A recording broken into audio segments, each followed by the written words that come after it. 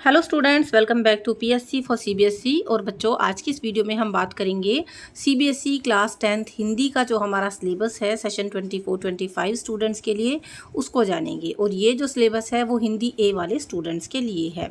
तो चलिए इस वीडियो को शुरू कर लेते हैं। चैनल पर न्यू है तो सब्सक्राइब ज़रूर से कर लें, बेल आइकॉन को प्रेस करके, ताकि आपके पास ऐसे ही यूज़फुल वीडियोज़ पहुँचती रहें। वीडियो को लाइक और शेयर करना भी बिल्कुल मत भूलिएगा। तो देखिए, आपका जो हिंदी का सिलेबस है, सबसे पहले हम देख लेते हैं वो कितने खंडों में यानी कितने सेक्शंस में डिवाइड है। और उसके बाद देखेंगे वेटेज यानी भार अंक यानी अंक कितने कहाँ पर आपको दिए जाएंगे। देखिए, यहाँ पर आप देख सकते हैं आपका जो हिंदी का पेपर है वो टोटल 4 खंडों में विभाजित है। आपका जो पहला खंड है उसमें आपके अपठित बोध हैं। उसके अलावा जो आपका दूसरा खंड है वो व्यवहारिक व्याकरण का है। तीसरा खंड जो है वो पाठ्य पुस्तक एवं पूरक पाठ्य पुस्तक का है। और चौथा खंड है रचनात्मक लेखन का। खंड ए जो है आपका उसमें टोटल आपको 14 मार्क्स की क्वेश्चंस दिए जाएंगे।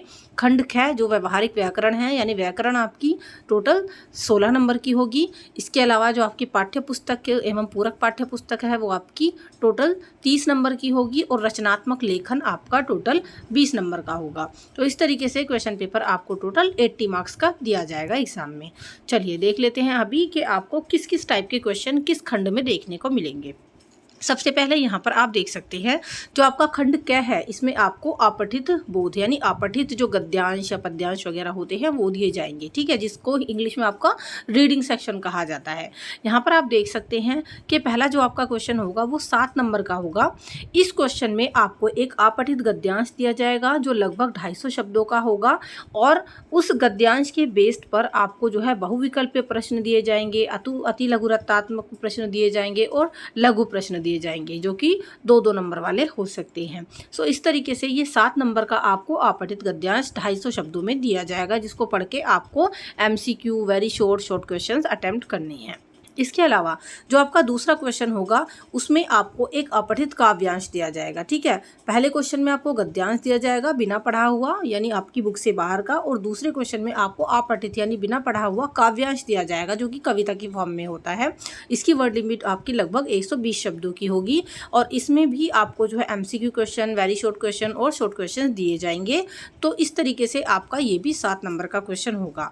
तो 7 नंबर का आपका अपठित गद्यांश और 7 ही नंबर का आपका अपठित काव्यांश, टोटल आपका 14 नंबर का पहला सेक्शन में से 2 क्वेश्चन आपको दिए जाने हैं। चलिए, जो दूसरा आपका क्वेश्चन है उसमें आपको व्याकरण जो है पूछी जाएगी इसमें। ठीक है, तो यहाँ पर आप देख सकते हैं खंड ख जिसमें व्यावहारिक व्याकरण आपकी पूछी जानी है जो टोटल 16 नंबर की होनी है।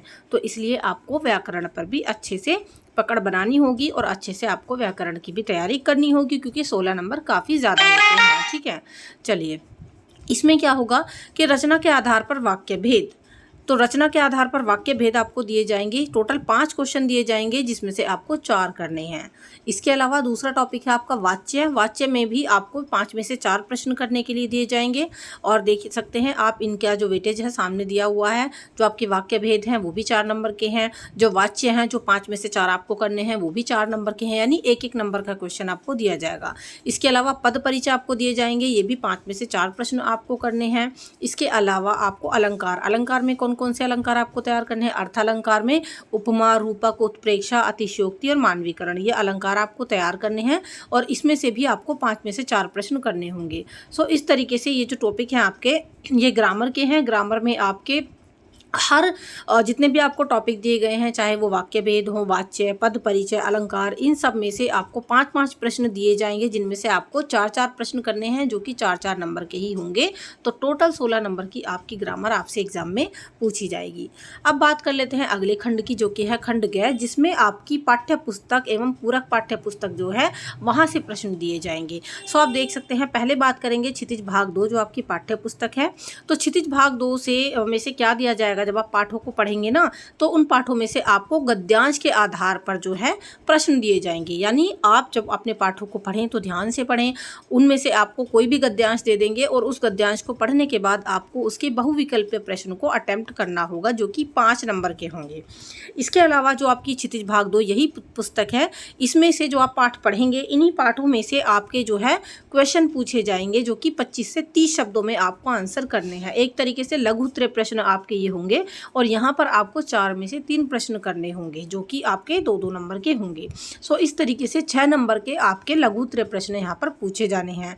सो आप देख सकते हैं आपकी जो पाठ्य पुस्तक है क्षितिज भाग 2 उसके पाठों को आपको ध्यान से पढ़ना है, क्योंकि वहाँ से आपका गद्यांश भी पूछा जाएगा। गद्यांश में से आपको बहुविकल्पीय प्रश्न करने होंगे और वहीं से आपके जो है 25 से 30 शब्दों वाले प्रश्न पूछे जाएंगे जो 4 में से 3 आपको करने हैं। तो टोटल 5 और 6 ये 11 नंबर का आपके से यहाँ से पूछा जाना है। इसके अलावा आप देख सकते हैं जो आपकी क्षितिज भाग 2 पुस्तक है उसमें आपका काव्य खंड भी है। तो काव्य खंड से किस तरीके के प्रश्न आपके होंगे आप देख सकते हैं। जो कविताएं आपको निर्धारित की गई हैं या जो चैप्टर्स आपके निर्धारित किए गए हैं वही आपको तैयार करने हैं। नीचे मैं आपको ये भी बताऊंगी कि आपको कौन कौन से पाठ नहीं पढ़ने, ठीक है। तो जो पढ़ने हैं बस आपको वही पढ़ने हैं, जो नहीं पढ़ने उनको आप जो है क्रॉस कर देना कि ये हमें नहीं पढ़ने। तो आपकी जो पुस्तक है ये क्षितिज भाग 2, इसमें आपकी जो कविताएं हैं इन कविताओं को आप पढ़ेंगे और काव्यांश के आधार पर आपसे जो है 5 बहुविकल्पीय प्रश्न पूछे जाएंगे जो कि 5 ही नंबर के होंगे, ठीक है। चलिए, इसके अलावा जो आपकी निर्धारित कविताएं हैं इनमें से आपके काव्यबोध को परखने के लिए 3 प्रश्न पूछे जाएंगे, यानी लघु उत्तरीय प्रश्न आपसे पूछे जाएंगे 25 से 30 शब्दों वाले, जो 4 में से आपको 3 प्रश्न करने हैं। 2-2 नंबर के ये होंगे, टोटल 6 नंबर के, ठीक है। तो आपको अपनी कविताओं को भी अच्छे से पढ़ना होगा, काव्यखंड को भी अच्छे से पढ़ना होगा, क्योंकि यहाँ से आपको काव्यांश भी दिया जाना है। 5 नंबर के प्रश्न वहाँ से पूछे जाएंगे और इन्हीं कविताओं में से आपको 25 से 30 शब्दों वाले प्रश्न भी दिए जाएंगे जो कि 4 में से 3 आपको करने होंगे, 6 नंबर के होंगे। तो इस तरीके से 11 नंबर का आपका जो है ये काव्यांश पूरा का पूरा होगा, कविताएं आपको पढ़नी है। चलिए, अगली जो आपकी पाठ्य पुस्तक है वो है कृतिका भाग 2। तो कृतिका भाग 2 जो है उसमें से आपको जो पाठ दिए गए हैं वो पाठों को पढ़ने हैं और वहाँ से आपको 2 प्रश्न पूछे जाएंगे और इनकी जो वर्ड लिमिट है थोड़ी ज़्यादा है, 50 से 60 शब्दों की वर्ड लिमिट है। यहाँ पर आपको 3 में से 2 प्रश्न करने होंगे जो कि 8 नंबर के होंगे टोटल मिला के, ठीक है। तो चलिए, आपको पता होना चाहिए कि भाई कृतिका में भी हमें कितने नंबर का पढ़ना है।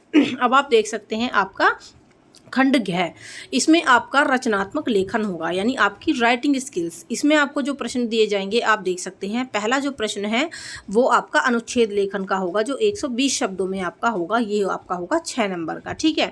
तो अनुच्छेद लेखन की तैयारी भी आपको करनी है। इसके अलावा अगला जो प्रश्न है आपका वो आपको जो है एक पत्र लिखने को दिया जाएगा 100 शब्दों में। ये पत्र आपका औपचारिक अथवा अनौपचारिक किसी भी तरीके का हो सकता है। 5 नंबर का आपका जो है ये क्वेश्चन होगा जो कि 5 नंबर का होगा, ठीक है, 100 शब्दों में। इसके अलावा आप यहाँ पर देख सकते हैं, यहाँ पर जो अगला प्रश्न है इसमें अथवा करके ना आपको 2 क्वेश्चन दिए गए हैं जिसमें से आपको एक अटेम्प्ट करना होगा।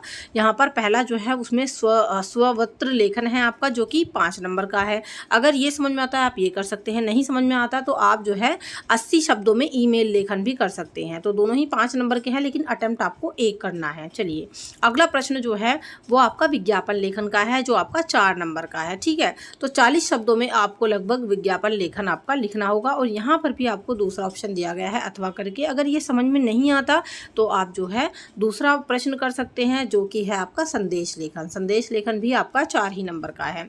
सो इस तरीके से आपका जो टोटल क्वेश्चन पेपर होगा वो 80 नंबर का होगा और 20 नंबर का आपका होगा इंटरनल असेसमेंट। तो 100 मार्क्स के आपको के जो है हो जाएंगे, ठीक है। अब आप देख सकते हैं कि आपको कौन से पाठ नहीं पढ़ने, ठीक है। जो आपको नहीं पढ़ने उनको आप क्रॉस कर देना। क्षितिज भाग 2 पुस्तक की आपकी बात करें तो काव्य खंड जो है उसमें उस काव्य खंड से आपको ये चैप्टर्स नहीं पढ़ने। पहला तो है देव का जो है सवैया कवित्व, पूरा पाठ आपको नहीं पढ़ना। इसके अलावा गिरिजा कुमार माथुर का छाया मत छूना, ये पूरा पाठ आपको नहीं पढ़ना। ऋतुराज का कन्यादान, ये पूरा पाठ आपको नहीं पढ़ना। ये तो होगी कविताओं की बात, काव्य खंड की बात। जो आपका गद्य खंड है यहाँ से आपको ये चैप्टर नहीं पढ़ने।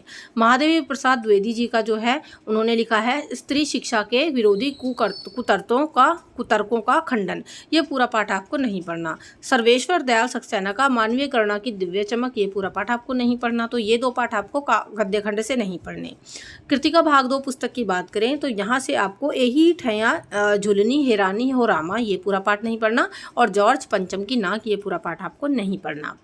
सो आई होप आपको अपना सिलेबस समझ में आ गया होगा। कहीं कोई डाउट हो तो आप मुझे कमेंट सेक्शन में पूछ सकते हैं और पूरे सिलेबस को अच्छे से पढ़ने के लिए आप हमारे साथ जुड़े रहिए। चैनल को सब्सक्राइब करके रखिए ताकि आने वाले समय में आपको सभी वीडियोस टाइम से मिलती रहें। तो चलिए नेक्स्ट वीडियो मिलते हैं। Till then thank you so much and good bye.